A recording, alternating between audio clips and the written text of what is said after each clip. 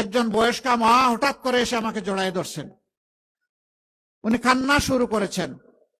আমি তো তাকে ছুঁড়ে মারতে পারি না। সেটা নিয়ে এক শ্রেণীর ইতর দেখলাম বুলিং শুরু করেছে। তোদের কি মা নাই?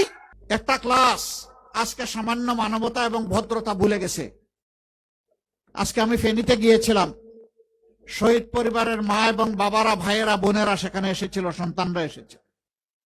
আমি তাদের প্রতি সহানুভূতি জ্ঞাপন করার এক পর্যায়ে একজন বয়স্কা মা হঠাৎ করে এসে আমাকে জড়ায় ধরছেন। উনি কান্না শুরু করেছেন। আমি তো তাকে ছুঁড়ে মারতে পারি না। তিনি তো জাতির মা, আমার মা। তাকে সম্মান করা আমার দায়িত্ব। সেটা নিয়ে এক শ্রেণীর ইতর দেখলাম বুলিং শুরু করেছে। তোদের কি মা নাই? জুলাইকে তোরা স্বীকার করিস না? যদি জুলাইকে ধারণ করিস তাহলে এমন একজন মাকে কেন তোমরা অপমান করছিস? বহু জায়গায় ভয়ভীতি দেখানো হচ্ছে।